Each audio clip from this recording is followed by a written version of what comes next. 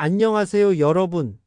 오늘은 서울중앙지방법원의 흥미로운 판결을 쉽게 이해할 수 있도록 풀어보겠습니다. 사건의 시작. 이 사건의 주인공은 원고 A씨와 피고 법무법인 B입니다. 2021년 10월 A씨는 C라는 사람을 고소하기 위해 법무법인 B에게 사건을 맡겼습니다. 계약서에는 착수금으로 1,100만원, 사건 종료 시 추가로 1,100만원을 지급하기로 되어 있었어요. A씨는 약속대로 착수금 1,100만원을 송금했습니다. 법무법인 B의 담당 변호사는 자료를 검토하고 5페이지 분량의 고소장 초안도 작성했습니다. 하지만 여기서 문제가 생겼어요. 문제 발생과 갈등. A씨가 추가 자료 제출 요구에 응하지 않으면서 실제로는 고소장을 수사기관에 제출하지 못했습니다. 결국 A씨는 계약을 해지하겠다고 통보하며 이미 낸 돈을 돌려달라고 요구했지만 법무법인 B는 거절했습니다.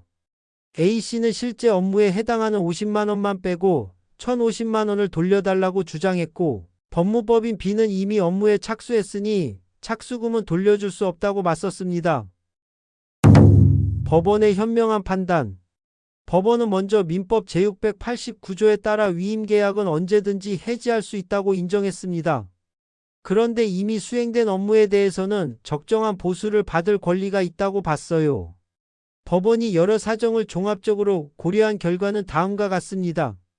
법무법인 B가 상담, 자료 검토, 고소장 초안 작성 등의 업무를 수행했지만 실제 고소장 제출이나 수사과정 참여 등 주요 업무는 하지 못했다는 점을 인정했습니다. 최종 결과와 계산. 법원은 법무법인 B가 받을 수 있는 적정 보수를 600만원으로 정했습니다. 따라서 A씨가 처음에 낸 1,100만원에서 법무법인 B가 받을 수 있는 적정 보수인 600만원을 빼면 500만원이 나옵니다. 결국 법무법인 B는 A씨에게 500만원을 돌려주어야 합니다.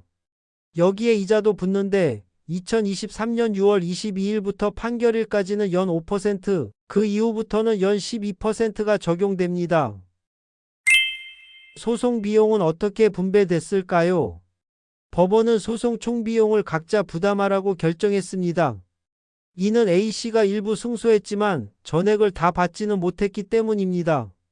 즉 원고와 피고가 각각 자신의 변호사 비용과 기타 소송 비용을 스스로 부담하게 된 것이죠. 핵심 교훈. 이 판결의 핵심은 계약을 해지해도 변호사가 실제로 한 일에 대해서는 적정한 보수를 받을 수 있다는 것입니다.